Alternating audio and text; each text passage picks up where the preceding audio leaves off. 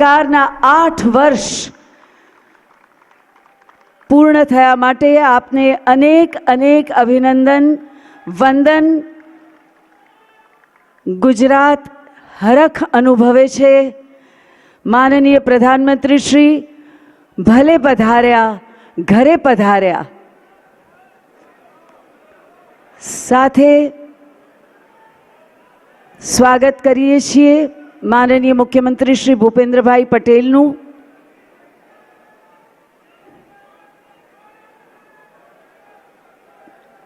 સહકારી ક્રાંતિને આવકારતા સરકારી ખેસ ફરકાવી માનનીય પ્રધાનમંત્રીશ્રીનું અભિવાદન થયું છે।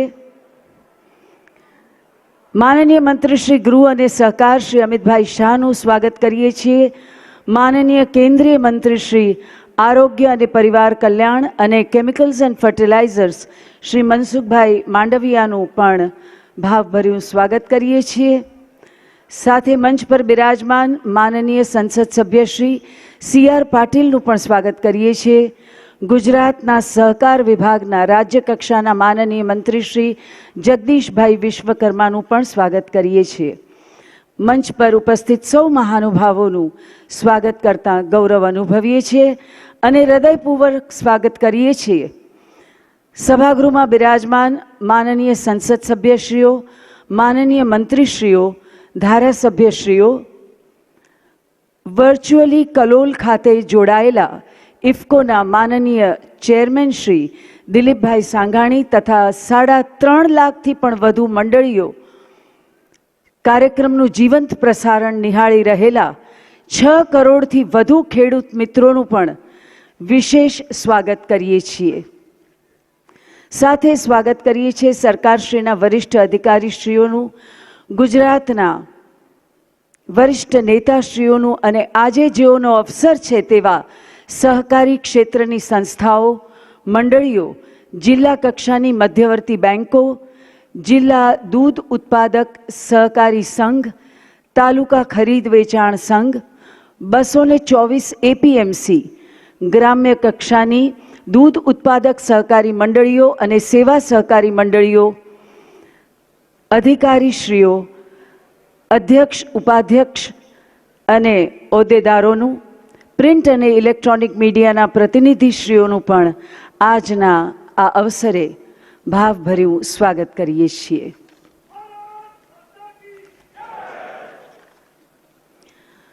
સમાનીવ આકૃતિ સમાના હૃદયાનિ વહ समानमस्तु वो मनो यथा वह सुसहाति।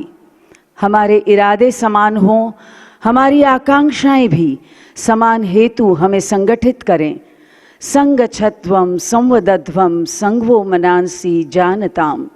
सभी समान विचार, समान लक्ष्य को लेकर चलें, सभी के मन एक रूप बने। नमस्कार। ऋग्वेद के एकता में संवादिता का यह मंत्र सहकार व सहकारिता की भावना का उपयुक्त वर्णन करता है। कृषि खेडूत कल्याण અને સહકાર વિભાગ ગુજરાત રાજ્ય સૌનું ઉષ્માપૂર્ણ સ્વાગત કરે છે। દેશના સર્વપ્રથમ એવા આજના સહકારથી સમૃદ્ધિ સહકાર સંમેલનમાં જેમાં આજે પ્રેરક ઉપસ્થિતિ છે માનનીય પ્રધાનમંત્રીશ્રીની। માનનીય પ્રધાનમંત્રીશ્રીનું સ્વાગત કરવા માટે આજના આ અવસરે નમ્ર વિનંતી કરીએ છીએ ગુજરાત રાજ્યના માનનીય મુખ્યમંત્રી શ્રી ભૂપેન્દ્રભાઈ પટેલને પુષ્પગુચ્છ અર્પણ કરી તેઓ માનનીય પ્રધાનમંત્રીશ્રીનું સ્વાગત કરે। આજે ગુજરાતને આંગણે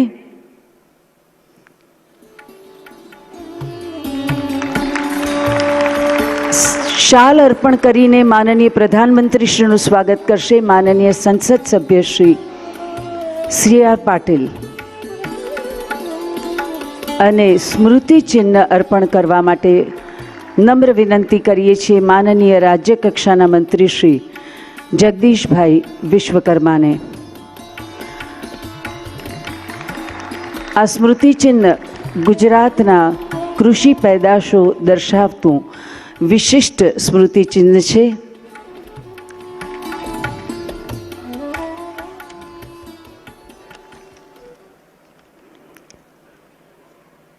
માનનીય મંત્રી શ્રી સહકાર ગુજરાત શ્રી જગદીશભાઈ વિશ્વકર્માએ પદભાર સંભાળતાની સાથે જ ગુજરાતની સહકાર મંડળીઓ અને પ્રવૃત્તિઓ વિશેનો ચિતાર પ્રાપ્ત કરી નાવીન્યસભર મંડળીઓ સ્થાપવાની દિશામાં નક્કર આયોજન આરંભ્યું છે. આમંત્રિત કરીએ છીએ આપને માનનીય મંત્રીશ્રી આપના સ્વાગત સંબોધન માટે.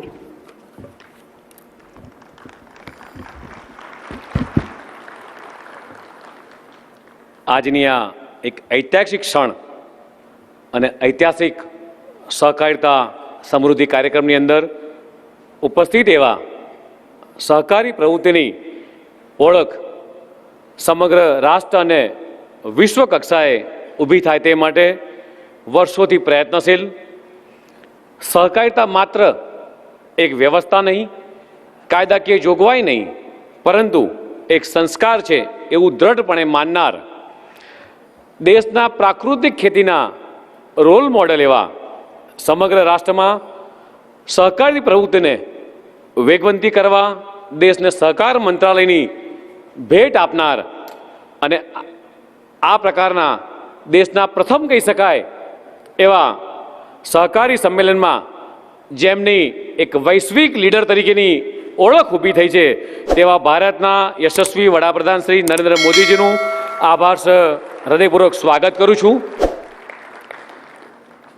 સેવા સહકારી મંડળીના સભ્યથી લઈ સહકારી બેંકના ચેરમેન તરીકે જેમણે જવાબદારી સંભાળી ચૂક્યા છે, સહકારી પ્રવૃત્તિને ઊંડાણપૂર્વક સમજનાર અને માનનીય વડાપ્રધાન નરેન્દ્ર મોદી સાહેબના સ્વપ્નને સાચા અર્થમાં ચરિતાર્થ કરવા માટે ઉત્તમ પ્રયત્ન કરનાર, સહકારી ચળવળને સુદૃઢ અને પારદર્શક કરવા માટે જેમનો સિંહ ફાળો છે તેવા ભારતના પ્રથમ સહકાર મંત્રી શ્રી અને ગૃહમંત્રી શ્રી માનનીય અમિતભાઈ શાહજીનું સ્વાગત કરું છું. એવી જ રીતે ગુજરાતની વિકાસ ગાથાના ઉત્તરોત્તર વિકાસ માટે પ્રયત્નશીલ એવા ગુજરાતના માનનીય મુખ્યમંત્રી શ્રી ભૂપેન્દ્ર પટેલજીનું હૃદયપૂર્વક સ્વાગત કરું છું. કેન્દ્રના આરોગ્ય મંત્રી શ્રી મનસુખભાઈ માંડવિયાજીનું હૃદયપૂર્વક સ્વાગત કરું છું. નવસારીના સાંસદ અને ભારતીય જનતા પાર્ટી ગુજરાત પ્રદેશના યશસ્વી અધ્યક્ષ શ્રી સી.આર. પાટીલજીનું હૃદયપૂર્વક સ્વાગત કરું છું. આ ઉપરાંત સહકારથી સમૃદ્ધિના આ વિશિષ્ટ કાર્યક્રમ પ્રસંગે ઉપસ્થિત રાજ્ય સરકારના સર્વે મંત્રીશ્રીઓ, સર્વે સાંસદ સભ્યશ્રીઓ, સર્વે ધારાસભ્યશ્રીઓ અને સહકારી ચળવળને વેગ આપનાર ગુજરાત રાજ્યની તમામ સહકારી સંસ્થાના આગેવાનશ્રીઓનું આજના કાર્યક્રમમાં હૃદયપૂર્વક સ્વાગત કરું છું. એવું કહેવાય કે આઝાદીના 75 વર્ષ પૂર્ણ થતાં સમગ્ર દેશમાં આઝાદીના અમૃત મહોત્સવની ગર્વભેર જ્યારે ઉજવણી કરી રહ્યા છે ત્યારે મને આ પ્રસંગે આપણા માનનીય વડાપ્રધાન શ્રી જે નરેન્દ્ર મોદીજીએ પ્રાકૃતિક ખેતીને એક મિશન તરીકે અપનાવવા માટે આહવાન કર્યું છે ત્યારે મને જણાવતા આનંદ થાય છે કે સહકારથી સમૃદ્ધિની ભાવનાને વધુ મજબૂત કરવા માટે અને સહકારી ક્ષેત્રમાં નવી તકો ઊભી કરવા માટે તાજેતરમાં જ ફેબ્રુઆરી માસમાં સહકાર ખાતાની ચિંતન શિબિરનું આયોજન કરવામાં આવ્યું હતું અને જેમાં ગુજરાતના પ્રાકૃતિક ખેતી કરનાર ખેડૂતોને સહકારી પ્રવૃત્તિ સાથે જોડવો, સાથોસાથ યુવાનો અને મહિલાઓને પણ સહકારી પ્રવૃત્તિ સાથે જોડવા માટે વિચાર કરવામાં આવ્યા હતા અને જ્યારે આજે તેઓ માટેની સહકારી મંડળીની રચના માટે પ્રાકૃતિક ખેત પેદાશો અને માર્કેટિંગ માટે એક આગવી વ્યવસ્થા ઊભી કરવાની દિશામાં ગુજરાત સહકાર વિભાગ પણ પ્રગતિશીલ છે. અંતમાં કહું તો દર ત્રીજો ગુજરાતી જ્યારે સહકારી પ્રવૃત્તિ સાથે જોડાયેલો છે ત્યારે આવો સૌ સાથે મળીને સહકારથી સમૃદ્ધિની આ ચળવળને વેગવંતી બનાવીએ. ગુજરાતમાં સહકારી પ્રવૃત્તિને પ્રેરણા અને પ્રોત્સાહન અને માર્ગદર્શન આપવા માટે વિશેષ ઉપસ્થિતિ આપણી વચ્ચે છે જેમની છે એવા માનનીય વડાપ્રધાન શ્રી, માનનીય કેન્દ્રીય અને સહકાર ગૃહમંત્રી શ્રી, માનનીય મુખ્યમંત્રી શ્રી અને અન્ય મહાનુભાવો અને સાથે સહકારી આગેવાનોનું પુનઃ સ્વાગત કરી વિરમું છું. જય જય ગરવી ગુજરાત, ભારત માતા કી જય. આભાર માનનીય મંત્રીશ્રી.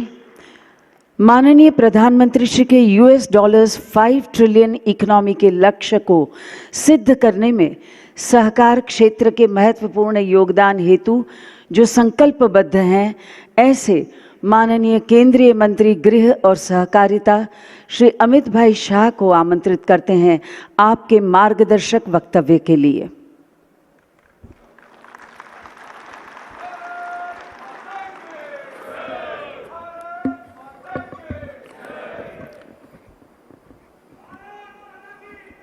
आज के इस कार्यक्रम में मंच पर उपस्थित देश के यशस्वी प्रधानमंत्री, गुजरात के ही सपूत आदरणीय नरेंद्र भाई, गुजरात राज्य के लोकप्रिय मुख्यमंत्री श्रीमान भूपेंद्र भाई पटेल, मोदी जी की मंत्रिपरिषद में मेरे साथी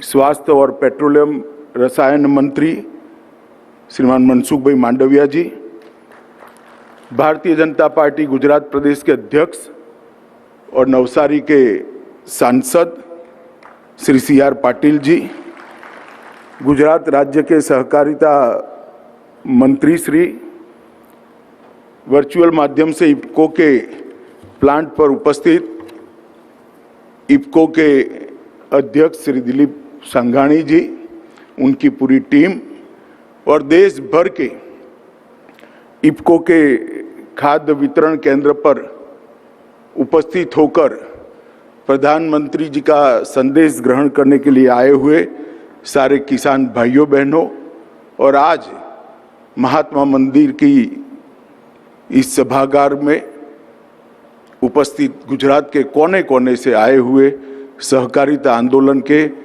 प्यारे पदाधिकारी भाइयों और बहनों, आप सभी को नमस्कार।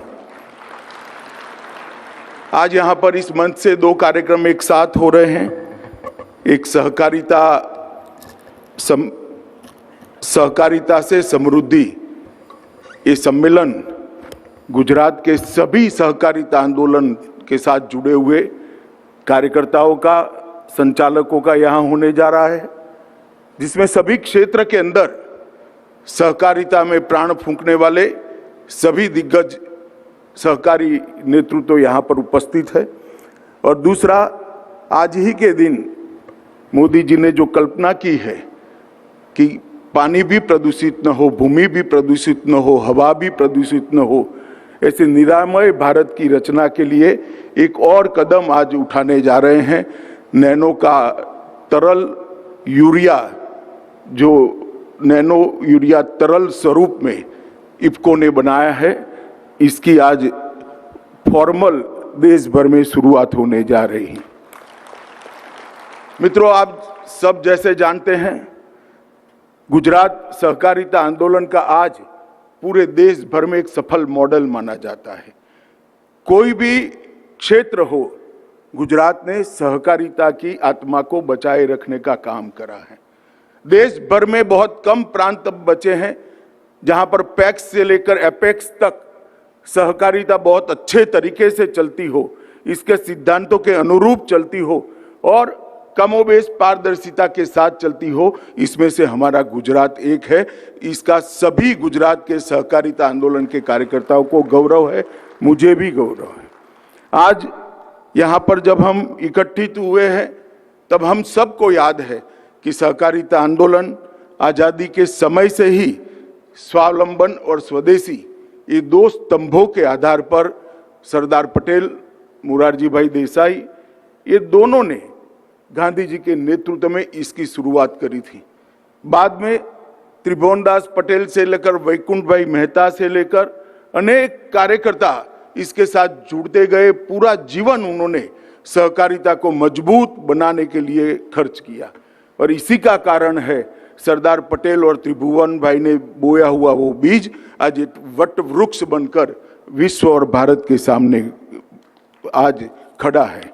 मित्रों, आज मैं सबसे पहले सभी सहकारिता आंदोलन से जुड़े हुए भाइयों बहनों को और देश भर के करोड़ों किसानों को एक बात कहना चाहता हूं मैं बहुत कम आयु से सहकारिता आंदोलन से जुड़ा।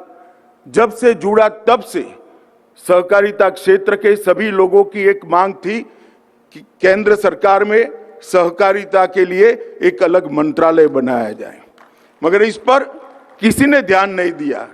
जब नरेंद्र भाई प्रधानमंत्री बने, नरेंद्र भाई ने करीब करीब 1 साल पहले एक क्रांतिकारी कदम लिया कि सहकारिता मंत्रालय की रचना भारत सरकार में की। और ये एक कदम कहने को तो एक मंत्रालय की रचना का है, मगर देश के करोड़ों करोड़ों किसान और अनेक क्षेत्र में काम करते हुए सहकारिता आंदोलन के सभी कार्यकर्ता जानते हैं कि ये कदम आने वाले 100 साल तक सहकारिता आंदोलन को नया जीवन देने वाला है, उसमें प्राण फूंकने वाला है। और मित्रों, मंत्रालय बनने के साथ ही कई ऐसे सारे निर्णय मोदी जी के नेतृत्व में इस बजट में लिए गए। सबसे पहले सालों से चीनी की मिलों वाले, गन्ना मिलों वालों का एक बहुत बड़ी समस्या थी, जो कोऑपरेटिव गन्ना मिलें थी, कि जब जो ज्यादा मुनाफा होता है और किसानों को वो ट्रांसफर करते हैं तो उस पर इनकम टैक्स लगता था।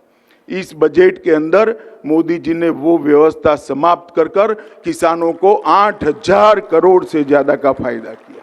सहकारिता आंदोलन की सारी हमारी इकाइयों पर सरचार्ज 12% लगता था, जबकि कंपनियों पर 7% लगता था। मोदी जी ने वो एनोमली को भी दूर किया और सरचार्ज को 12% से घटाकर 7% करने का काम किया। इसी प्रकार से मैट का जो बदलाव था वो भी करने का काम किया। इसमें भी एनोमली थी, कंपनियों पर मैट 50% कर दिया गया था कई सालों से, मगर कोऑपरेटिव पर मैट घटाया नहीं गया था, वो 18.5% लगता था। इसी बजट के अंदर कोऑपरेटिव पर मैट घटाने का भी काम किया। 18.5% से इसको 15% कर हमें कंपनियों के समकक्ष लाने का काम किया। क्रेडिट गारंटी फंड ट्रस्ट के तहत सहकारी बैंकों को मान्यता नहीं थी। भारत सरकार की सारी योजनाएं सहकारी बैंकों के माध्यम से लाभार्थी तक नहीं पहुंचती थी। 3/2/22 के दिन एक सर्कुलर निकालकर भारत सरकार ने तय कर दिया कि क्रेडिट गारंटी फंड की जितनी भी योजना है अब कोऑपरेटिव बैंक के माध्यम से भी नीचे पहुंच गए। कैबिनेट सचिव की अध्यक्षता में भारत सरकार के सभी सचिवों का एक मीटिंग हुआ और भारत सरकार के सभी मंत्रालय में सहकारिता को कहां प्राथमिकता मिल सकती है, इसके लिए एक पूरे दिन की बैठक कर इसको परिणाम लक्षी बनाने का प्रयास किया गया। और कई फैसले अभी पाइपलाइन में हैं। इसी बजट में घोषणा की गई है कि पैक्स 65,000 से ज्यादा पैक्स जो आज कार्यरत हैं वो सभी को उसका कंप्यूटराइजेशन करने का काम भारत सरकार और नाबार्ड साथ में मिलकर करने वाले। एक क्रांतिकारी कदम हमारी त्रिस्तरीय कृषि एग्रीकल्चर फाइनेंस क्रेडिट सिस्टम के लिए होने वाला है। पैक्स का भी एक ही प्रकार का सॉफ्टवेयर होगा, अकाउंट का, डिस्ट्रिक्ट कोऑपरेटिव बैंक का भी एक प्रकार का होगा, स्टेट कोऑपरेटिव बैंक का भी एक प्रकार से होगा और नाबार्ड का भी एक प्रकार का सॉफ्टवेयर होगा। नाबार्ड के कंप्यूटर के अंदर हर पैक्स का दैनंदिन जो व्यापार होता है, जो रिकवरी होती है, वो सब नाबार्ड तक पहुंचेगी। इससे पारदर्शिता इतनी आएगी कि पैक्स बंद करने का हमारा समय ही नहीं आएगा। नई सहकार नीति बनाने के लिए भी भारत सरकार ने सुझाव मांगना शुरू किए हैं। कई सारी सहकारी संस्थाओं के साथ हमने मीटिंग करी है, वेबसाइट पर भी सुझाव मांगे हैं। एक सहकारिता का डेटा बैंक आज तक देश में नहीं था। पैक्स हो, मछली पालन की सहकारी समितियां हो, दुग्ध उत्पादन सहकारी समितियां हो, घास चारा इकट्ठा करने वाली महिलाओं की सहकारी समितियां हो, या फिर किसी भी प्रकार की सहकारिता समिति हो, उसका एक बड़ा डेटा बैंक भी भारत सरकार अभी बनाने जा रही है।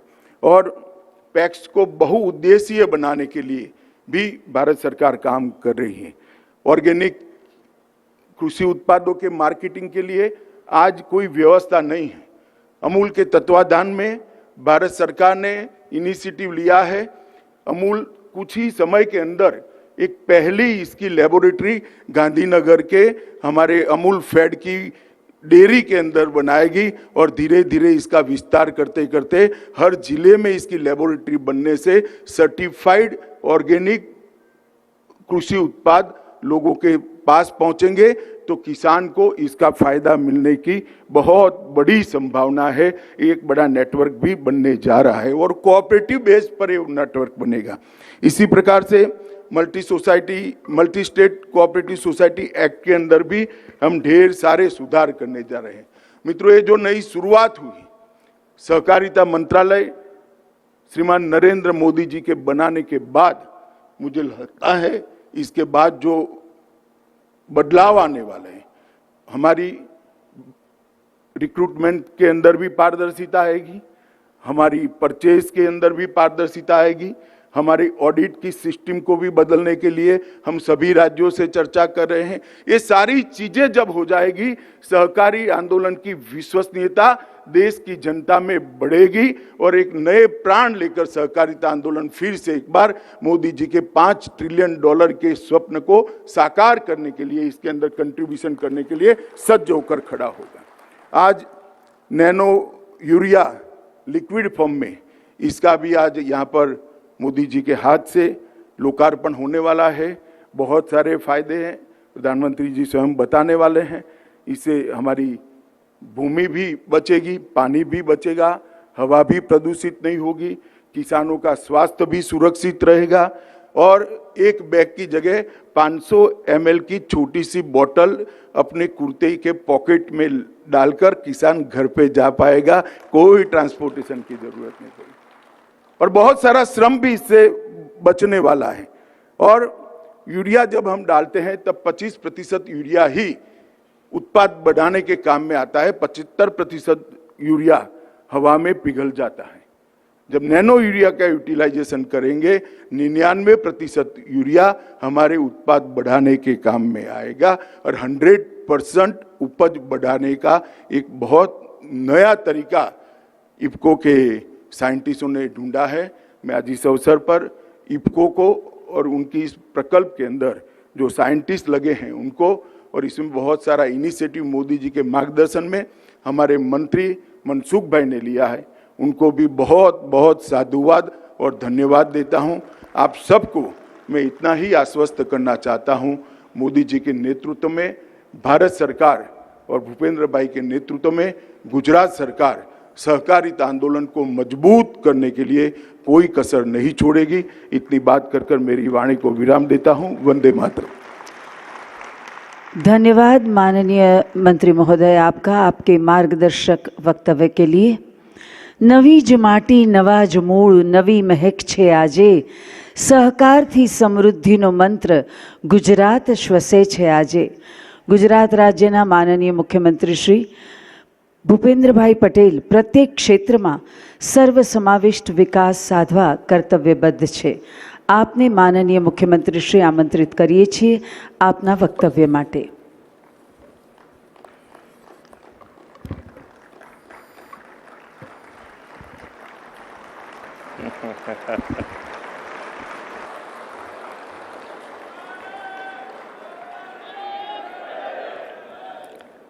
પાટનગર ગાંધીનગરને આંગણે ગુજરાતના ગૌરવવંતા સહકારી ક્ષેત્રના નવયુગના આરંભ સાથે રાજ્ય સરકારના સહકાર વિભાગ દ્વારા આયોજિત સહકારથી સમૃદ્ધિ કાર્યક્રમમાં આપણી સૌની વચ્ચે મંચ ઉપર ઉપસ્થિત આત્મનિર્ભર ભારતના પ્રણેતા, દેશના યશસ્વી વડાપ્રધાન આદરણીય શ્રી નરેન્દ્રભાઈ મોદી સાહેબ,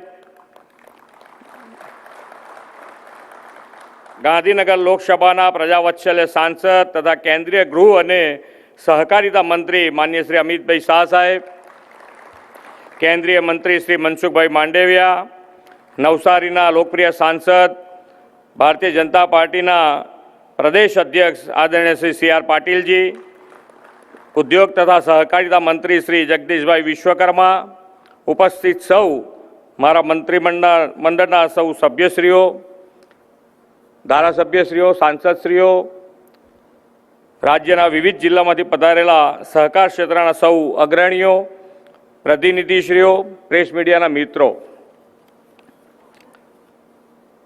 આજે ગુજરાતના ખૂણે ખૂણેથી જ્યારે સહકારી આગેવાનો અહીં પધાર્યા છે ત્યારે આપણે સૌથી પહેલાં આદરણીય વડાપ્રધાન શ્રી નરેન્દ્રભાઈ મોદીને તેમના વડાપ્રધાન પદના કાર્યકાળના 8 વર્ષ પૂર્ણ કરવાના અંગે તાળીઓથી ખૂબ ખૂબ અભિનંદન આપીએ.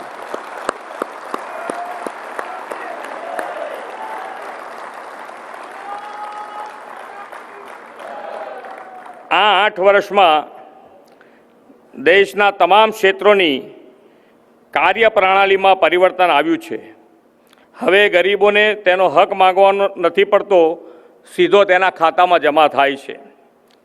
આ 8 વર્ષમાં લોકોને અનુભૂતિ થઈ કે દેશના ઇતિહાસમાં પહેલીવાર દેશ ચલાવવા નહીં પરંતુ દેશમાં બદલાવ લાવવાવાળી સરકાર લોકોને મળી છે. આદરણીય વડાપ્રધાનશ્રીના 8 વર્ષના કાર્યકાળમાં અનેક ઐતિહાસિક નિર્ણયો થયા, જેમાંનો એક છે આઝાદી પછી દેશમાં વર્ષો પછી નવા સહકારિતા મંત્રાલયની શરૂઆત. આ નવા મંત્રાલયની જવાબદારી સહકાર ક્ષેત્રનો બહોળો અનુભવ, જ્ઞાન અને વહીવટી કુશળતા ધરાવતા આપણા સૌના શ્રી અમિતભાઈ શાહને સોંપવામાં આવી. નવા સહકારિતા મંત્રાલયની શરૂઆત થતાં પ્રધાનમંત્રીશ્રીના દિશાનિર્દેશનમાં શ્રી અમિતભાઈના નેતૃત્વમાં સહકાર ક્ષેત્રમાં અનેકવિધ નીતિ વિષયક નિર્ણયો લેવાઈ રહ્યા છે, જેના પરિણામે પોટેન્શિયલવાળા સહકારી એકમોની પ્રગતિને વેગ મળી રહ્યો છે. તેનું ઉત્તમ ઉદાહરણ છે સહકારી બેંકને આરબીઆઈના દાયરામાં લાવવામાં આવી, જેથી સહકારી બેંકના ગવર્નન્સમાં સુધાર આવી રહ્યો છે અને ડિપોઝિટર્સને વિશ્વાસ પણ વધી રહ્યો છે. તાજેતરના કેન્દ્રીય બજેટમાં વડાપ્રધાનશ્રીએ દેશની કોઓપરેટિવ સોસાયટીઓ માટે વૈકલ્પિક લઘુત્તમ કર ઘટાડીને 15% કરી આપ્યો છે. આ વર્ષના બજેટની જોગવાઈ મુજબ 1 થી 10 કરોડ સુધીની આવક ધરાવતી કોઓપરેટિવ સોસાયટીઓ પરનો સરચાર્જ 12%થી ઘટાડીને 7% કરી દેવામાં આવ્યો છે. દેશની પ્રાઇવેટ કંપનીઓ અને કોઓપરેટિવ સોસાયટીઓ બંને માટે સમાન કર લાગુ કરી લેવલ પ્લેઇંગ ફિલ્ડ તૈયાર કરી આપવા માટે આદરણીય વડાપ્રધાનશ્રી અને સહકારિતા મંત્રી શ્રી અમિતભાઈના આપણે સૌ આભારી છીએ. ગુજરાતની વાત કરીએ તો ગુજરાત આઝાદી પહેલાં અસહકારમાં અગ્રીમ હતું, તે જ ગુજરાત આઝાદી પછી સહકાર ક્ષેત્રમાં અગ્રણી બન્યું છે. રાજ્યના સહકાર ક્ષેત્રમાં 83,000થી વધુ મંડળીઓ કાર્યરત છે. તેમાં અંદાજે 2,31,00,000 સભાસદો જોડાયેલા છે. આપણું સહકારિતા ક્ષેત્ર કેટલું વિશાળ છે તે આંકડા ઉપરથી ફલીભૂત થાય છે. કદાચ એટલે જ એવું કહી શકાય કે દર ત્રીજો ગુજરાતી સહકાર ક્ષેત્ર સાથે જોડાયેલો છે. ગુજરાત સહકારી પ્રવૃત્તિનું તીર્થ સ્થાન ગણાય છે. મિત્રો, સહકાર ક્ષેત્ર અને સંસ્થાઓ સીધી જ જન સાથે જોડાયેલી છે. એમાં પણ ખાસ કરીને ગ્રામ્ય અર્થતંત્ર સાથે જોડાયેલી છે. ગ્રામ્ય અર્થતંત્રમાં ખેડૂતો, પશુપાલકો અને મહિલા ઉદ્યમીનો ફાળો મહત્વનો રહેલો છે. મહિલા સશક્તિકરણનું સૌથી મોટું ઉદાહરણ ગુજરાતની સહકારિતા ક્ષેત્ર છે. આજે વડાપ્રધાન શ્રી ઇફકોના નેનો યુરિયાનું પણ લોન્ચિંગ કરવાના છે. ગુજરાતમાં આપણે ઇફકો સાથે સંયોજન કરીને ડ્રોન ટેકનોલોજીના ઉપયોગથી ખેડૂતોના ખેતરમાં નેનો યુરિયા છંટકાવ કરવાની પહેલ કરવાના છે. આના પરિણામે ખેડૂતોને મજૂરીનો ખર્ચ ઘટશે, એક સરખું યુરિયા પાકને મળશે. એટલું જ નહીં, આયાતી યુરિયા પાછળ જે વિદેશી હુંડિયામણ ખર્ચ થતો હતો તે પણ બચી જશે. વડાપ્રધાન શ્રી નરેન્દ્રભાઈ મોદીએ આત્મનિર્ભર ભારત માટે જે કોલ આપેલો છે તેને આ નેનો યુરિયાના ડ્રોન ટેકનોલોજીથી છંટકાવ દ્વારા ગુજરાત સરકાર સાકાર કરવા અગ્રેસર રહેશે. સેવા મંડળી, ક્રેડિટ મંડળી, મહિલા મંડળી, મચ્છી મંડળીને કારણે દલિત, ગરીબ, પછાત, ઉપેક્ષિત ખેડૂતો અને શ્રમિકો આર્થિક રીતે પગભર અને સમૃદ્ધ થયા છે.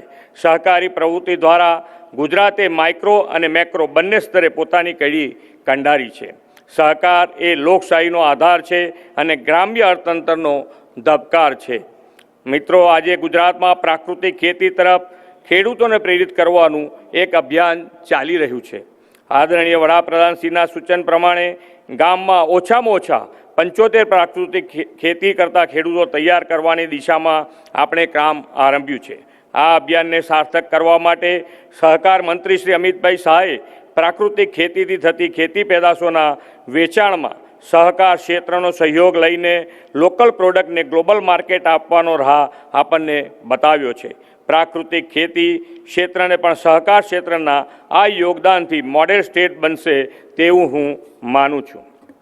આદરણીય વડાપ્રધાન શ્રી નરેન્દ્રભાઈ મોદીના માર્ગદર્શન હેઠળ દેશમાં આત્મનિર્ભરતાની મુહિમ ચાલી રહી છે। આપણે સહકારના બળે આત્મનિર્ભર ગુજરાત દ્વારા આત્મનિર્ભર ભારત સાકાર કરવું છે। વડાપ્રધાનશ્રીની પ્રેરણાથી દેશ જ્યારે આઝાદીનો અમૃત મહોત્સવ ઉજવી રહ્યો છે ત્યારે મને વિશ્વાસ છે કે સહકારિતાનું અમૃત દેશના આર્થિક વિકાસને વેગ આપશે એવા વિશ્વાસ સાથે વિરમું છું। ભારત માતા કી જય, વંદે માતરમ, જય જય ગરવી ગુજરાત। આભાર માનનીય મુખ્યમંત્રી શ્રી આપનો આપના જોમવંતા સંબોધન માટે। सहकारी टाइटन उर्वरक सहकारी संस्था इफ्को एक अभिनव पर्यावरण अनुकूल विश्व का सर्वप्रथम इफ्को नैनो तरल यूरिया का उत्पादन इकाई कलोल में शुरू करने जा रही है, जो विश्व भर के किसानों के लिए एक वरदान रहेगा। नैनो तरल यूरिया का ये साहस माननीय प्रधानमंत्री जी के आत्मनिर्भर भारत की कल्पना को साकार करने की दिशा में एक ठोस कदम है। आमंत्रित करते हैं माननीय प्रधानमंत्री जी को कि आप रिमोट का बटन दबाकर इफ्को नैनो तरल यूरिया कलोल इकाई का विधिवत डिजिटल लॉन्चिंग करें।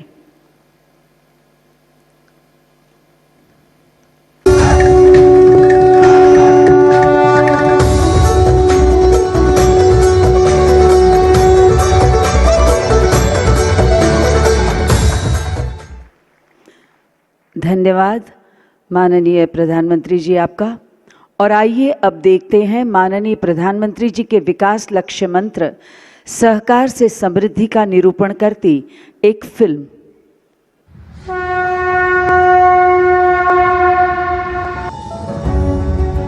ખેડૂતોનું સ્મિત સદાય ટકી રહે અને વધતું રહે તેવા ઉમદા હેતુથી ગુજરાતમાં સહકારી પ્રવૃત્તિનો પ્રારંભ થયો। એક તરફ મૂડીવાદ અને બીજી તરફ સામ્યવાદના મજબૂત વિકલ્પ તરીકે ઉભરી આવ્યો સહકારવાદ, અને આ સહકારવાદને મળ્યો સરકારનો સહકાર, અને શરૂ થઈ વિકાસવાદની નવી પરંપરા। માનનીય પ્રધાનમંત્રી શ્રી નરેન્દ્રભાઈ મોદીના શબ્દોમાં કહીએ, सहकारिता एक कायदाकीय जोगवाई नहीं, सहकारिता एक बंधारणीय माળખું नहीं, पण सहकारिता एक स्पिरिट, सहकारिता एक संस्कार। પ્રધાનમંત્રી શ્રીએ સહકારના આ સંસ્કાર અને સ્પિરિટને વધુ સક્ષમ, સહજ, સરળ અને સર્વવ્યાપક બનાવવા સહકારી પ્રવૃત્તિ અને સહકારી આંદોલનને રાષ્ટ્રવ્યાપી બનાવવા સહકાર મંત્રાલયની રચના કરી। માનનીય પ્રધાનમંત્રી શ્રીના વિઝનને ઇમ્પ્લિમેન્ટ કરવાની જવાબદારી મળી શ્રી અમિતભાઈ શાહને, કે જેઓ સહકારી ક્ષેત્રની ઊંડાણમાં સૂઝબૂઝ ધરાવે છે અને વહીવટી રીતે કુશાગ્ર છે। ભારતની એકતાના પર્યાય એવા સરદાર વલ્લભભાઈ પટેલની દીર્ઘદ્રષ્ટિના કારણે વિદેશી ડેરી સામેના અસહકાર આંદોલન થકી ગુજરાતમાં દૂધ ક્ષેત્રે સહકારી પ્રવૃત્તિ શરૂ થઈ, અને જેમાં નિમિત્ત બન્યા ત્રિભુવનદાસ પટેલ જેવા તપસ્વી સહકારી આગેવાનો, 24 દૂધ સંઘો, 36 લાખ સભાસદો, દરરોજનું 2 થી 2.5 કરોડ લીટર જેટલા દૂધની પ્રાપ્તિ અને દૈનિક રૂપિયા 125 કરોડની પશુપાલકોની ચૂકવણી થકી થયો ગુજરાતની ગ્રામીણ આર્થિક સમૃદ્ધિમાં વધારો। પરિવારની બમણી આવકની સંકલ્પના ચરિતાર્થ થઈ। ઘરની આર્થિક પ્રવૃત્તિમાં પુરુષ અને મહિલા બંનેની સહભાગીદારીતા થઈ। મહિલા સશક્તિકરણ અને સર્વાંગીણ સમૃદ્ધિના ફળ આ સહકારી અર્થતંત્રના કારણે પ્રાપ્ત થયા। પરિણામ સ્વરૂપ ઊભી થઈ વિકાસની પરંપરા કે જે દિયોદરથી વારાણસી અને વારાણસીથી વિદેશ સુધી પહોંચી રહી છે। ગુજરાતના સહકારી માળખા થકી ગુજરાતના ખેડૂતોને 0% વ્યાજે ટૂંકી મુદતનું ખેત ધિરાણ પ્રાપ્ત થઈ રહ્યું છે, જેનો લાભ ગુજરાતના 25 લાખથી વધુ ખેડૂતોને મળી રહ્યો છે. For the farmer by the farmer અને ઓફ ધ ફાર્મર તરીકે કાર્ય કરતી રાજ્યની 224 બજાર સમિતિઓમાં ખેડૂત પ્રતિનિધિઓની સંખ્યા 8ના બદલે 10 કરીને ખેડૂતના અવાજને આવકાર આપવામાં આવ્યો છે. માનનીય પ્રધાનમંત્રી શ્રીનું સ્વપ્ન હતું કે તલાલાની કેરી તિરુવનંતપુરમમાં વેચાય અને આસામનું ખેત ઉત્પન્ન અમદાવાદમાં.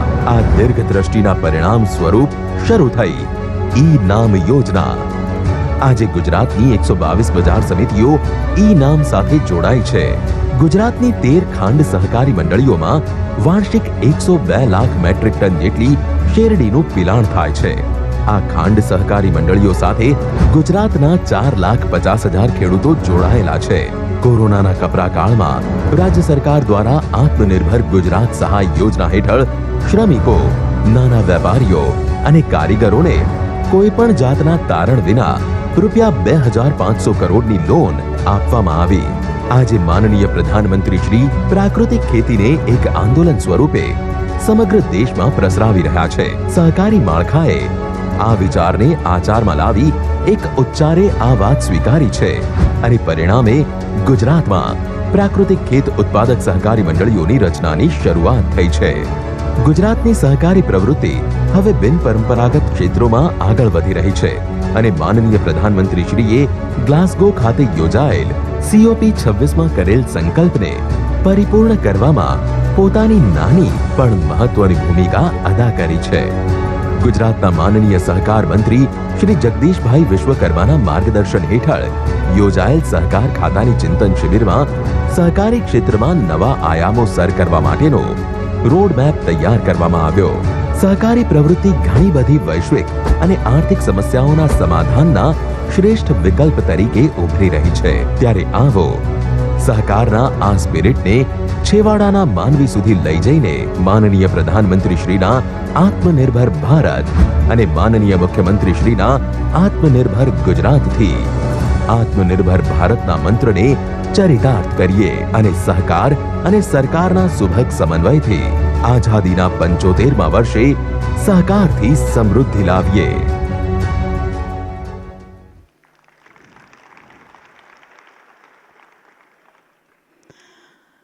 પ્રજા કાર્ય તું તત્કાર્ય, પ્રજા સૌખ્યમ તું તત્સુખમ, પ્રજા પ્રિયમ પ્રિયમ તસ્ય, સ્વહિતમ તું પ્રજાહિતમ प्रजार्थे तस्य, सर्वे स्वम आत्मार्थे न विधीयते. जिनके लिए प्रजा का सुख स्वयं से भी ऊपर है, ऐसी आपकी कार्यशैली से पूरा विश्व प्रभावित है और आज आप सबसे लोकप्रिय ग्लोबल लीडर हैं, जिसका लाभ गुजरात को तो पिछले 21 सालों से हुआ है. आमंत्रित करें जोरदार तालियों के साथ भारत के माननीय प्रधानमंत्री महोदय श्री नरेंद्र मोदी जी को आपके प्रेरणादायी भाषण के लिए.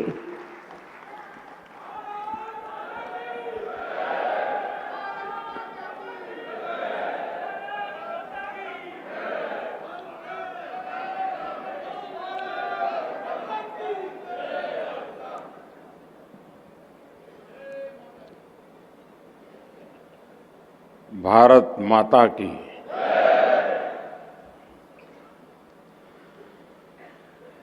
गुजरात के लोकप्रिय मुख्यमंत्री श्री भूपेंद्र भाई पटेल, केंद्रीय मंत्रिमंडल में मेरे सहयोगी अमित भाई शाह, मनसुख भाई मांडविया, संसद में मेरे साथी CR पाटिल, गुजरात सरकार में मंत्री जगदीश भाई विश्वकर्मा, सांसदगण, विधायकगण, गुजरात सरकार के सभी मंत्रीगण, सहकारिता आंदोलन से जुड़े सभी वरिष्ठ महानुभाव, इफ्को प्रीमाइसिस में भी एक बड़ा कार्यक्रम इसके साथ पैरेलल चल रहा है। वहाँ उपस्थित इफ्को के चेयरमैन दिलीप भाई, इफ्को के सभी साथी, देश भर में लाखों स्थानों पर आज सारे किसान गुजरात के गांधीनगर के महात्मा मंदिर से जुड़े हुए हैं।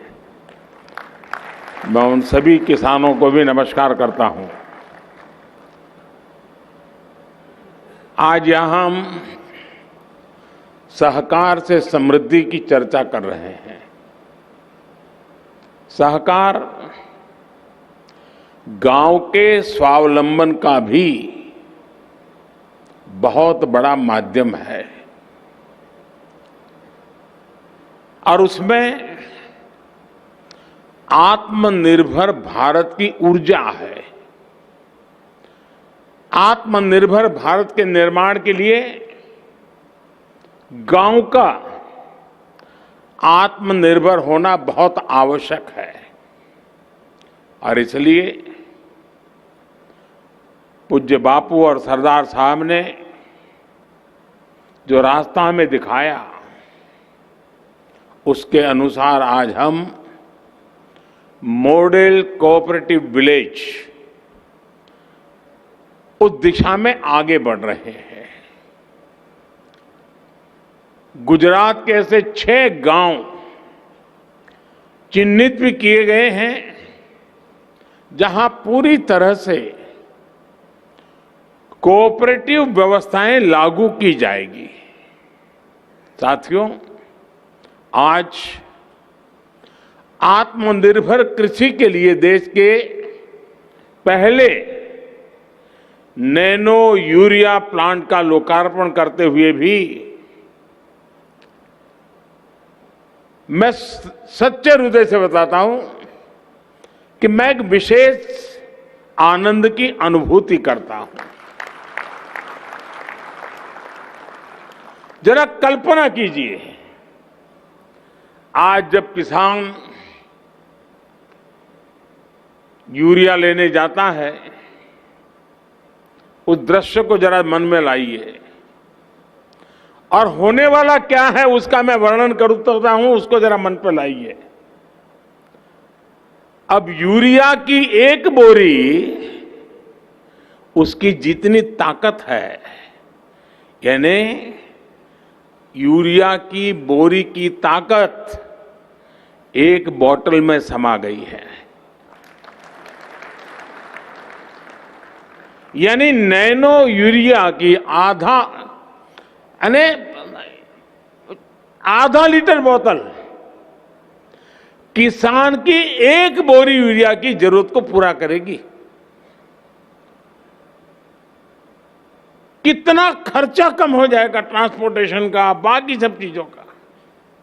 और कल्पना कीजिए, छोटे किसानों के लिए ये कितना बड़ा संबल है।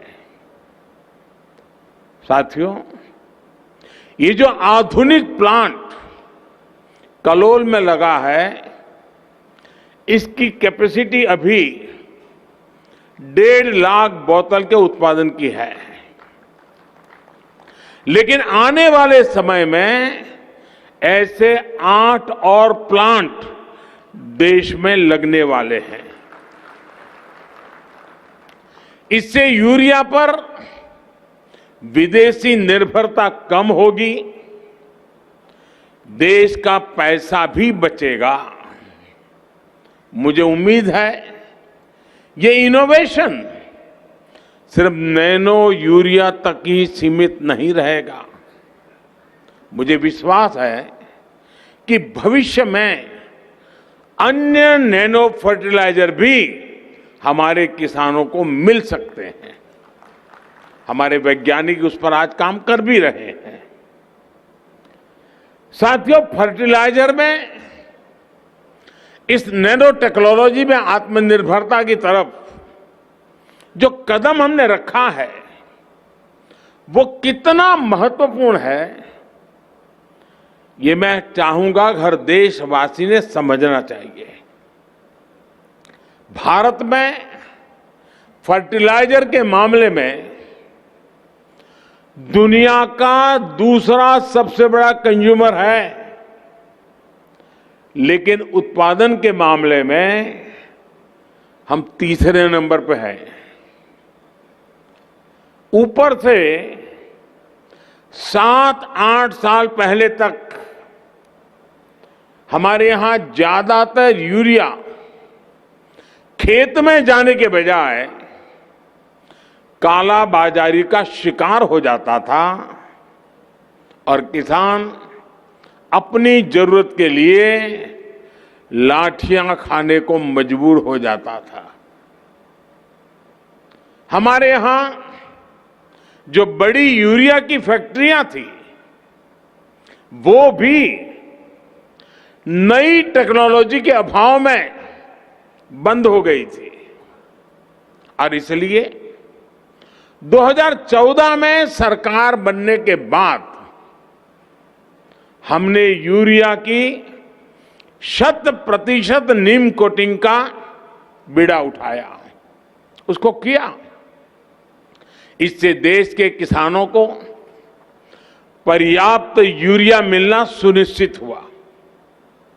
साथ ही हमने उत्तर प्रदेश, बिहार, झारखंड, उड़ीसा और तेलंगाना, वहां जो 5 बंद पड़े खाद के कारखाने थे, उन बंद पड़े हुए खाद के कारखानों को फिर चालू करने का काम शुरू किया और उसमें यूपी और तेलंगाना की फैक्ट्रियां चालू भी हो चुकी है, उत्पादन हो रहा है और बाकी 3 भी बहुत ही जल्द अपना काम करना शुरू कर देगी। साथियों, फर्टिलाइजर की अपनी जरूरतों को पूरा करने के लिए भारत दशकों से बहुत बड़ी मात्रा में विदेशों पर डिपेंडेंट है। हम इंपोर्ट करते हैं, आयात करते हैं। हम अपनी जरूरत का लगभग 1/4 इंपोर्ट करते हैं, लेकिन पोटाश और फॉस्फेट के मामले में तो हमें करीब करीब 100% विदेशों से लाना पड़ता है।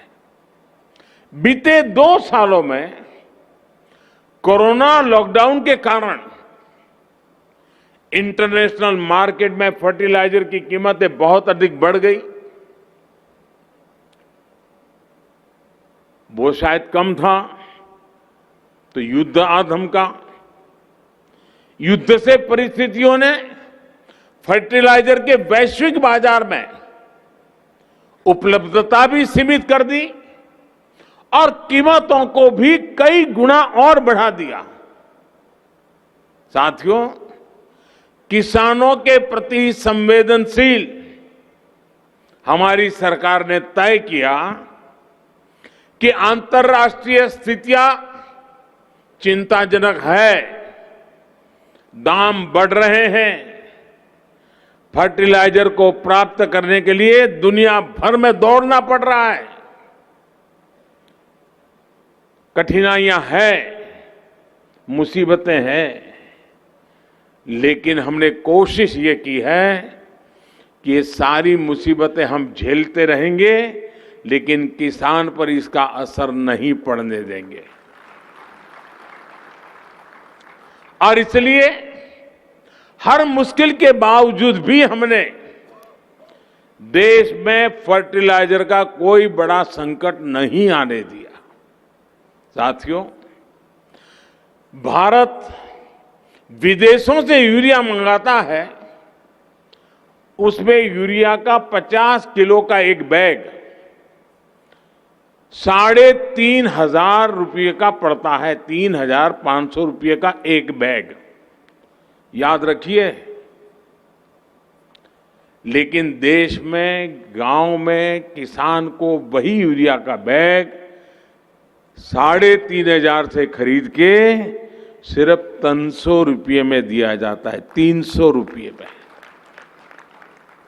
यानी यूरिया के एक बैग पर हमारी सरकार 3,200 रुपये से ज्यादा खुद सरकार उस बोझ को वहन कर रही है।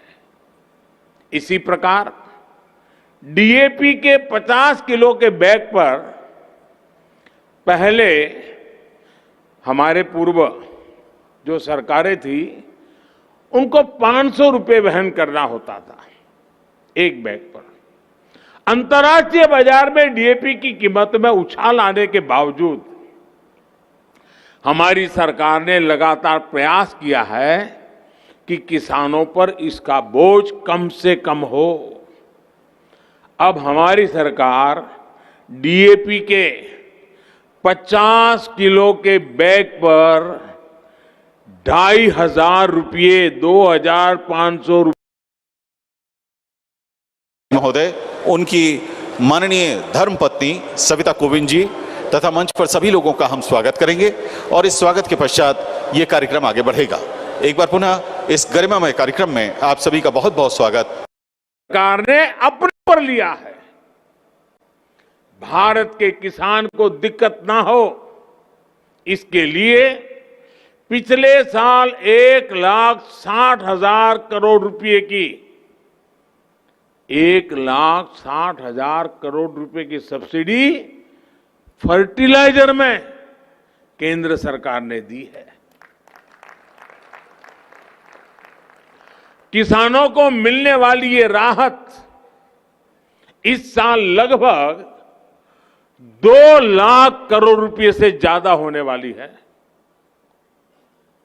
साथियों, देश के किसान के हित में जो भी जरूरी हो वो हम करते हैं, करेंगे और देश के किसान की ताकत बढ़ाते रहेंगे। लेकिन हमने सोचना भी चाहिए, क्या हम 21वीं सदी में अपने किसानों को सिर्फ विदेशी परिस्थितियों पर निर्भर रख सकते हैं क्या? हर साल ये जो लाखों करोड़ रुपए केंद्र सरकार खर्च कर रही है, ये विदेश क्यों जाए? क्या ये भारत के किसानों के काम नहीं आना चाहिए? महंगे फर्टिलाइजर से किसानों की बढ़ती लागत को कम करने का कोई स्थायी समाधान क्या हमें नहीं ढूंढना चाहिए? साथियों, ये सवाल हैं जो हर सरकार के सामने अतीत में रहे हैं। ऐसा नहीं कि सारे मामले सिर्फ मेरे सामने आए हैं, लेकिन पहले सिर्फ तात्कालिक समस्या का ही समाधान तलाशा गया। आगे वो परिस्थितियां ना आए इसके लिए बहुत सीमित प्रयास हुए। बीते 8 सालों में हमने तात्कालिक उपाय भी किए हैं और समस्याओं के स्थायी समाधान भी खोजे हैं। कोरोना महामारी जैसी परिस्थितियां भविष्य में ना बने इसके लिए हेल्थ इंफ्रास्ट्रक्चर पर फोकस किया जा रहा है। खाद्य तेल की समस्या कम से कम हो इसके लिए मिशन ऑयल पाम पर काम किया चल रहा है। कच्चे तेल पर विदेशी निर्भरता कम करनी है, इसके लिए बायोफ्यूल, ग्रीन हाइड्रोजन और दूसरे उपायों पर आज बड़े स्तर पर प्रयास चल रहा है। नैनो टेक्नोलॉजी पर व्यापक निवेश भी इसी अप्रोच का परिणाम है। इसी प्रकार प्राकृतिक खेती की तरफ किसानों को प्रोत्साहन देने के लिए जो अभियान देश में चल रहा है वो भी परमानेंट सॉल्यूशन का हिस्सा है। और मैं गुजरात के किसानों को विशेष रूप से बधाई देता हूं। गुजरात का किसान प्रगतिशील है, छोटा किसान हो तो भी साहस करने का स्वभाव रखता है। और जिस प्रकार से गुजरात से मुझे खबरें आ रही हैं कि प्राकृतिक खेती की तरफ गुजरात का छोटा किसान भी अब मुड़ने लगा है। लाखों की तादाद में गुजरात में किसान प्राकृतिक खेती के मार्ग पर चल पड़े हैं। मैं इन सब किसानों को हृदय से अभिनंदन करता हूं और इस पहल के लिए मैं उनको प्रणाम करता हूं। साथियों, आत्मनिर्भरता में भारत की अनेक मुश्किलों का हल है और आत्मनिर्भरता का एक बेहतरीन मॉडल सहकार भी है। यह हमने गुजरात में बहुत सफलता के साथ अनुभव किया है और आप सभी साथी इस सफलता के सेनानी हैं। गुजरात के कोऑपरेटिव सेक्टर से जुड़े सभी महारथी बैठे हैं। मैं हर किसी का चेहरा बैठे बैठे देख रहा था। सब पुराने साथी जो आज सहकारी क्षेत्र में गुजरात की विकास यात्रा को आगे बढ़ा रहे हैं, ऐसे एक से बढ़कर एक दिग्गज मेरे सामने बैठे हैं। आनंद हो रहा है जिस तपस्या से आप इस काम को आगे बढ़ा रहे हैं और सहकारी स्पिरिट को लेकर के आगे बढ़ा रहे हैं। साथियों, गुजरात तो इसलिए भी सौभाग्यशाली रहा है क्योंकि पूज्य बापू और सरदार साहब का नेतृत्व यहां हमें मिला। पूज्य बापू ने सहकार के से स्वावलंबन का जो मार्ग दिखाया, उसको सरदार साहब ने जमीन पर उतारने का काम किया। और जब सहकारी की बात आती है, जैसे अमित भाई ने उल्लेख किया, वेंकुट भाई मेहता की याद आना बहुत स्वाभाविक है। और आज भी भारत सरकार एक बहुत बड़ी इंस्टीट्यूट उनके नाम पर चलाती है, लेकिन वो भी धीरे धीरे भुला दिया गया था। इस बार हमने बजट में 25 करोड़ रुपए का प्रावधान करके उसको और ताकतवर बनाने का काम शुरू किया है। इतना ही नहीं, हमारे यहाँ तो हाउसिंग के लिए सोसाइटी, कोऑपरेटिव सोसाइटी, इसका पहला प्रयोग हमारे यहाँ हुआ। ये जो हमारे पालड़ी में प्रीतम नगर है, वो प्रीतम नगर उसी का उदाहरण है। देश की पहली सहकारी आवास योजना का वो जीता जागता उदाहरण है। साथियों, सहकारी क्षेत्र में अमूल ने एक अपनी पहचान बना दी। अमूल जैसे ब्रांड ने पूरी दुनिया में गुजरात के कोऑपरेटिव मूवमेंट की एक ताकत का परिचय कराया है, एक पहचान बनाई है। गुजरात में डेयरी, चीनी और बैंकिंग सहकारी आंदोलन के सफलता का उदाहरण है। बीते सालों में तो फल, सब्जी सहित दूसरे क्षेत्रों में भी सहकार का दायरा बढ़ा है। भाई और बहनों, सहकारिता के सफल प्रयोगों में एक बहुत बड़ा मॉडल देश की ग्रामीण अर्थव्यवस्था को सशक्त करने के लिए हमारे सामने है। डेयरी सेक्टर के कोऑपरेटिव मॉडल का उदाहरण हमारे सामने है। आज भारत दुनिया का सबसे बड़ा दूध उत्पादक है, जिसमें गुजरात की बहुत बड़ी हिस्सेदारी है। बीते सालों में डेयरी सेक्टर तेजी से बढ़ भी रहा है और ग्रामीण अर्थव्यवस्था में ज्यादा कंट्रीब्यूट भी कर रहा है। आज भारत एक साल में लगभग 8 लाख करोड़ रुपए का दूध उत्पादन करता है। 8 लाख करोड़ रुपए का दूध, और प्रमुखतया ये कारोबार ज्यादातर हमारी माताएं बहनें संभालती हैं। उसकी दूसरी तरफ जरा देखिए, गेहूं और धान का बाजार अगर हम मिलाकर के देखें तो वो दूध उत्पादन से भी कम है। यानी दूध अगर 8 लाख करोड़ का है तो गेहूं और धान का टोटल उससे भी कम है। आप देखिए दूध उत्पादन में हमारे देश ने कितनी बड़ी ताकत खड़ी की है। इसी तरह हम पशुपालन के पूरे सेक्टर को देखें तो ये 9.5 लाख करोड़ रुपए से अधिक का है। ये भारत के छोटे किसानों, भूमिहीन श्रमिकों के लिए बहुत बड़ा संबल है। साथियों, बीते दशकों में गुजरात में अगर गांवों में अधिक समृद्धि देखने को मिली है तो उसका एक बहुत बड़ा कारण डेयरी सेक्टर से जुड़े कोऑपरेटिव्स रहे हैं। और आपको हैरानी होगी, अगर हम कुछ भी कोई चीज याद कराते हैं तो किसी को लगता है कि हम किसी की आलोचना करते हैं। आलोचना नहीं करते हैं, लेकिन कभी कोई चीज को याद इसलिए करना होता है कि पहले क्या होता था। हमारे देश में, हमारे गुजरात में, कच्छ सौराष्ट्र में डेयरी करना, डेयरी का निर्माण करना, इस पर रोक लगाने के प्रावधान किए गए थे। यानी एक प्रकार से इलीगल एक्टिविटी में डाल दिया गया था।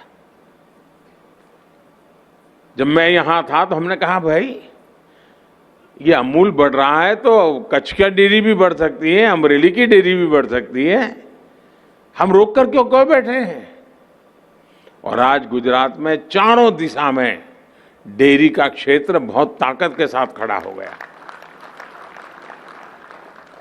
गुजरात में भी दूध आधारित उद्योगों का व्यापक प्रसार इसलिए हुआ क्योंकि इसमें सरकार की तरफ से पाबंदियां कम से कम रही।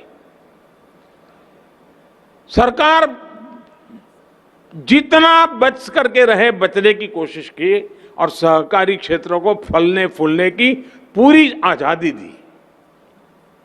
सरकार यहां सिर्फ एक फैसिलिटेटर की भूमिका निभाती है, बाकी का काम या तो आप जैसे सारे हमारे सहकारी का क्षेत्र को समर्पित सारे हमारे साथी कर रहे हैं, या तो हमारे किसान भाई बहन कर रहे हैं। दूध उत्पादक और दूध का व्यवसाय करने वाला प्राइवेट और कोऑपरेटिव सेक्टर दोनों एक दूसरे से जुड़े हैं और एक बेहतरीन सप्लाई और वैल्यू चेन उन्होंने खड़ी की है। साथियों, सबसे बड़ी बात, डेयरी सेक्टर में सबसे अधिक हमारे छोटे किसान हैं। और जैसा मैंने पहले कहा, हमारी माताएं बहनें इस काम को संभालती हैं। गुजरात में लगभग 70 लाख बहनें आज इस मूवमेंट का हिस्सा है। 70 लाख बहनें ने 50 लाख से अधिक परिवार होंगे ही होंगे जी। 5,500 से अधिक मिल्क कोऑपरेटिव सोसाइटी आज गुजरात में हमारी माताएं बहनें चला रही है। अमूल जैसे अंतर्राष्ट्रीय ब्रांड को बनाने में भी गुजरात की हमारी बहनों की बहुत बड़ी भूमिका है। एक प्रकार से सहकारिता ने गुजरात में महिला उद्यमिता को नए आयाम दिए हैं। हम लिज्जत पापड़ तो जानते ही हैं। आदिवासी क्षेत्र की गरीब माताओं बहनों से शुरू किया गया काम आज एक मल्टीनेशनल ब्रांड बन गया है।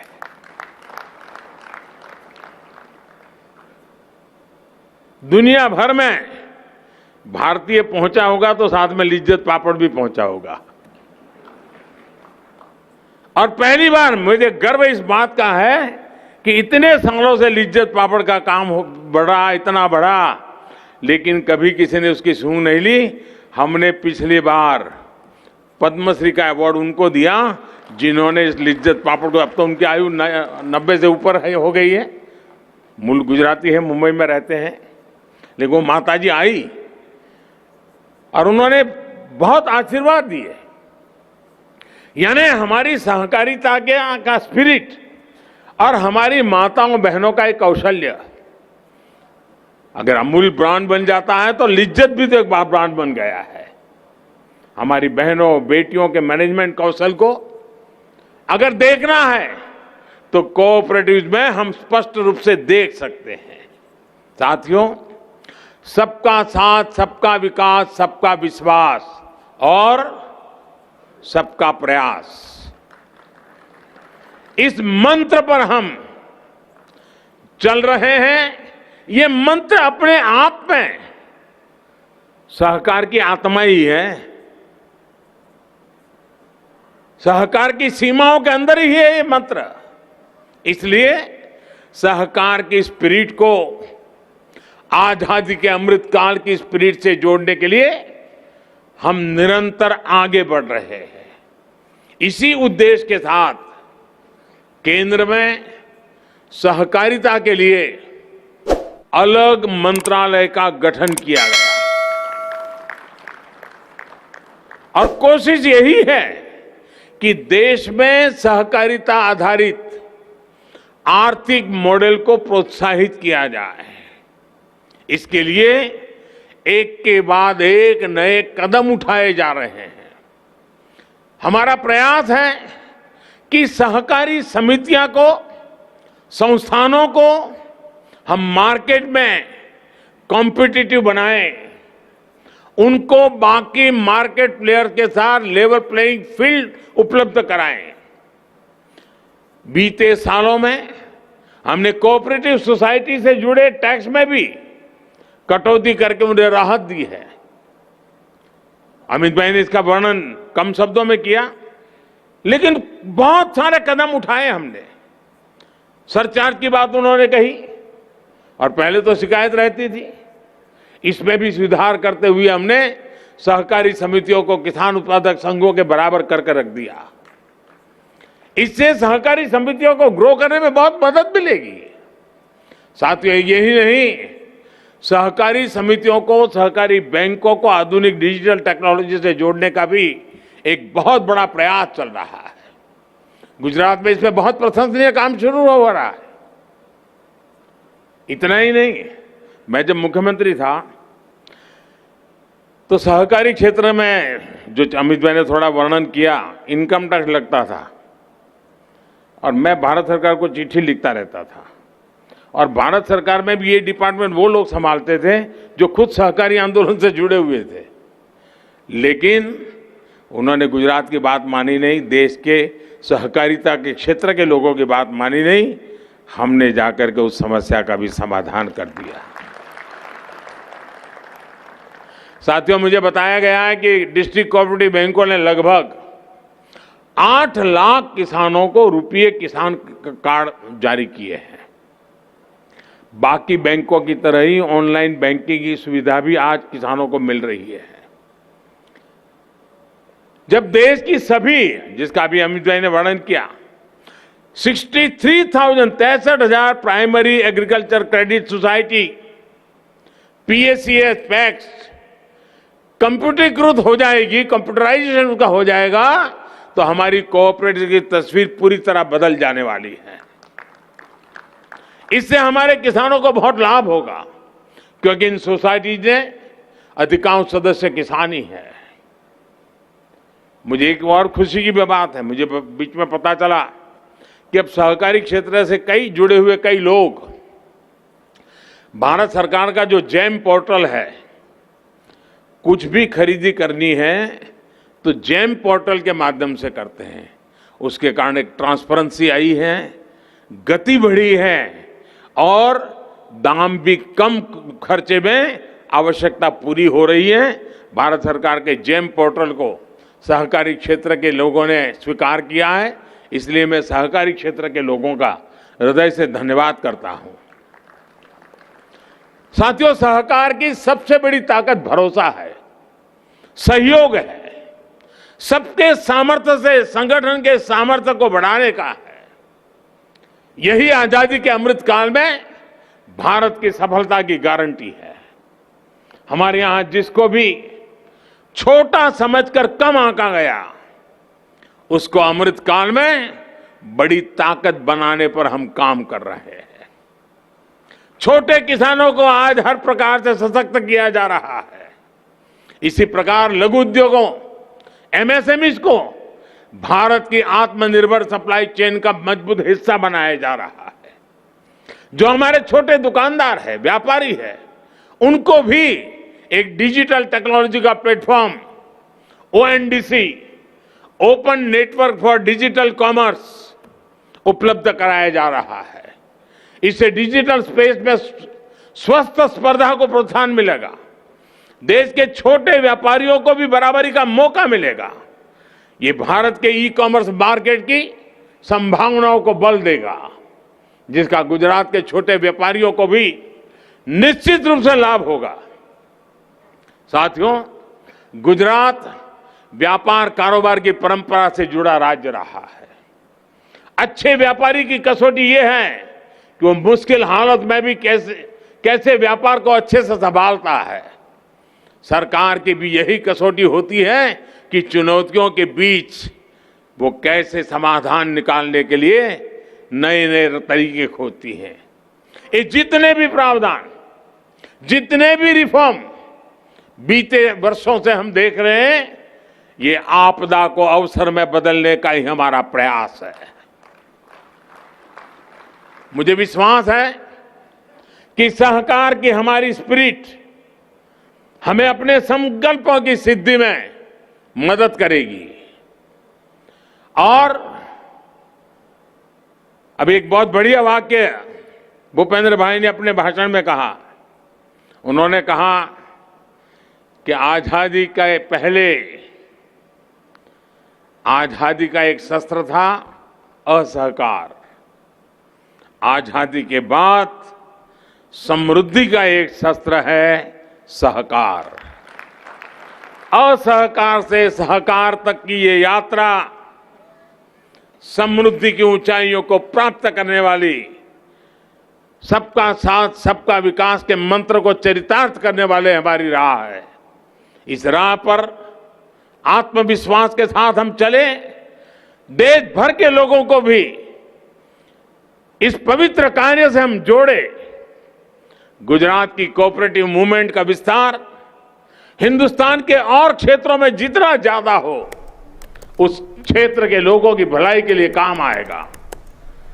मैं गुजरात सरकार का बहुत आभारी हूं कि सहकारी क्षेत्र के इन दिग्गजों के साथ आज मुझे मिलने का अवसर मिला, क्योंकि जब मैं गुजरात में था हमेशा उन्हें अपनी शिकायतें लेकर के आना पड़ता था, लेकिन आज वो अपना रिपोर्ट कार्ड लेकर के आते हैं कि हम इतने कम समय में यहाँ पहुँच गए, हमने हमारी सोसाइटी को यहाँ ले गए, हमने हमारी संस्था को यहाँ पहुँचा दिया, पहले हमारा टर्नओवर इतना था, अब हमारा टर्नओवर इतना हो गया। बड़े गर्व के साथ छोटी छोटी सोसाइटी के लोग मिल जाते, कहते हैं हमने तो साहब सब कंप्यूटर पे चलाते हैं, सब हमारे यहाँ ऑनलाइन होने लगा है। ये जो बदलाव गुजरात के सहकारी क्षेत्र में देखने को मिलता है, वो अपने आप में गर्व करने वाला है। मैं आज आपकी इस तपस्या को प्रणाम करता हूं, इस महान परंपरा को प्रणाम करता हूं, और आजादी के इतने 75 साल जब मना रहे हैं, तब जिसके बीज पहले बोए गए थे, आज वो वट वृक्ष बन करके गुजरात के सार्वजनिक जीवन में, रचनात्मक प्रवृत्ति में, आर्थिक व्यवस्था के आधार सहकारी प्रवृत्ति के रूप में बढ़ रहा है। वो अपने आप में एक प्रसन्नता का, आनंद का विषय में सबको प्रणाम करते हुए, हृदय से आपका धन्यवाद करते हुए मेरी वाणी को विराम देता हूं। मेरे साथ पूरी ताकत से बोलिए भारत माता की, भारत माता की, भारत माता की। धन्यवाद। नया संकल्प है, नई है ऊर्जा, नया है मंत्र, नया है प्राण। जो कहते हैं उसे करने का मादा रखते हैं। नए भारत के स्वप्नदृष्टा, प्रधान सेवक, माननीय प्रधानमंत्री महोदय श्री नरेंद्र भाई मोदी जी का बहुत बहुत धन्यवाद आपके प्रेरणादायी संबोधन के लिए। આવો સૌ સાથે મળી સહકારથી સમૃદ્ધિને વેગવંતો બનાવીએ, इसी संकल्प के साथ मंच पर विराजमान तथा सभागृह में उपस्थित अतिथिगण, आमंत्रित गण का धन्यवाद करते हैं। आज के इस देश के प्रथम सहकारથી समृद्धि सहकार सम्मेलन का समापन करते हैं। हिना सक्सेना को अनुमति दें। नमस्कार। तस्वीरें देख रहे थे गांधीनगर गुजरात से, महात्मा मंदिर सभागार से, और बेहद महत्वपूर्ण क्षण सहकार से समृद्धि, ये जो नारा दिया गया लगभग 2 साल पहले जब केंद्र सरकार में एक नए मंत्रालय की स्थापना की गई, सहकारिता मंत्रालय, सहकारिता के आंदोलन को आगे बढ़ाने के लिए। और आप देखें आज किस तरह से सहकारिता समृद्धि का एक पर्याय, एक रास्ता बन चुकी है। और इसी की एक झलक प्रधानमंत्री ने अपने संबोधन में भी कही। उन्होंने साफ तौर पर कहा कि सहकार में आत्मनिर्भरता की ऊर्जा है और ये ऊर्जा कई क्षेत्रों में परिलक्षित हो रही है और उसका नतीजा हम देख रहे हैं, क्योंकि चाहे वो दुग्ध उत्पादन का क्षेत्र हो या आने वाले वक्त में जिस तरह से प्राकृतिक खेती का एक ऐसा क्षेत्र है और तमाम ऐसे क्षेत्र हैं जहां आत्मनिर्भरता की पताका को सहकार के माध्यम से आगे बढ़ाया जा सकता है।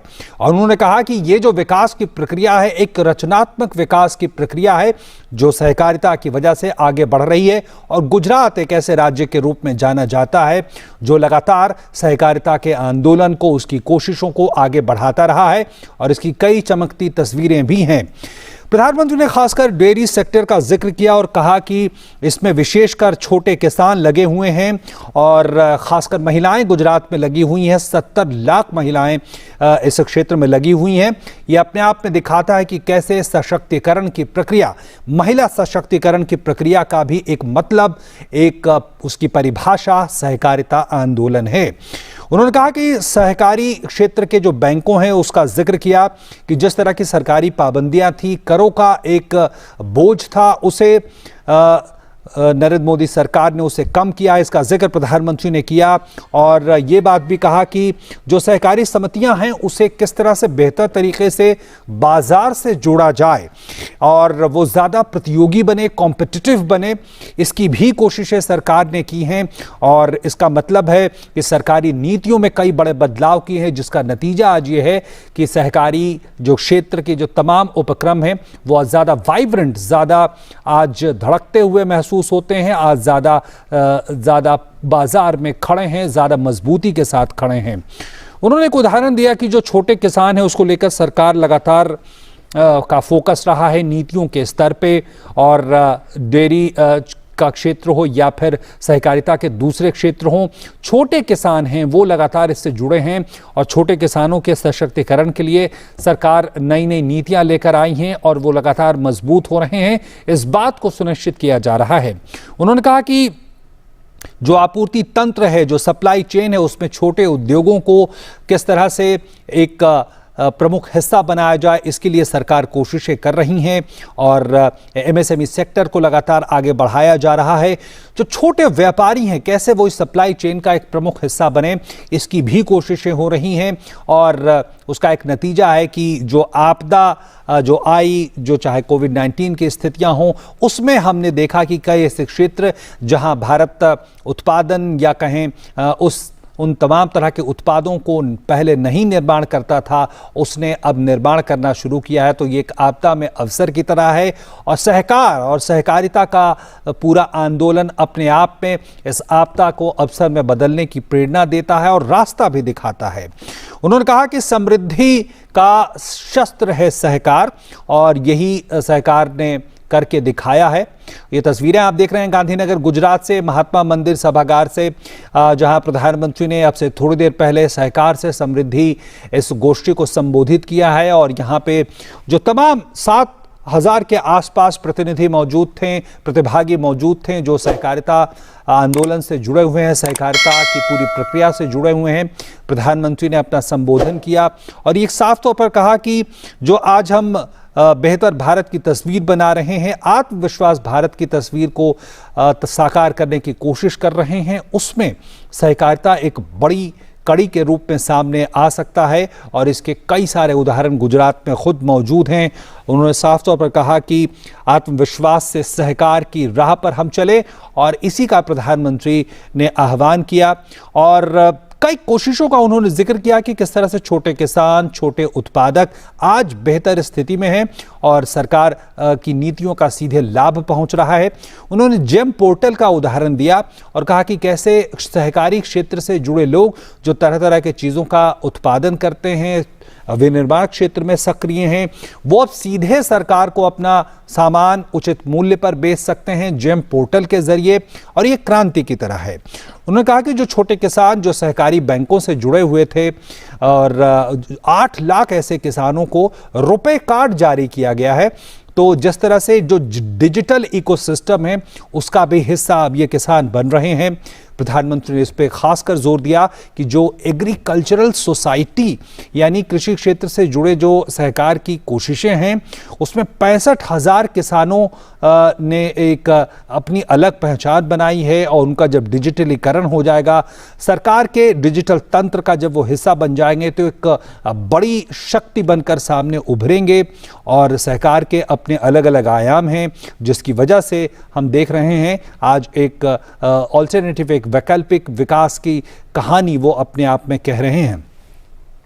प्रधानमंत्री ने इससे पहले अपने संबोधन से पहले एक महत्वपूर्ण उपक्रम जो नैनो यूरिया का जो प्लांट है जो इफ्को के द्वारा कलोल में बनाया गया है उसके प्लांट की प्रधानमंत्री ने आज देश को उसे समर्पित किया और ये कहा कि किस तरह से आज ये तकनीक जो पहले वैश्विक स्तर पे उपलब्ध थी लेकिन भारत में इसकी सुगबुगाहट नहीं थी, ये अपने आप में दिखाता है भारत किस तरह से तकनीकी स्तर पर आम लोगों की राहत के लिए नए नए उपाय कर रहा है, नए नए उपक्रम को लेकर आ रहा है। उन्होंने कहा कि ऐसे जो नैनो यूरिया प्लांट हैं आज एक स्थापित हुआ है और आने वाले वक्त में ऐसे 8 प्लांट और लगेंगे और ये जो नैनो तकनीक है ये भी आत्मनिर्भरता का जीता जागता और एक चमकदार उदाहरण है।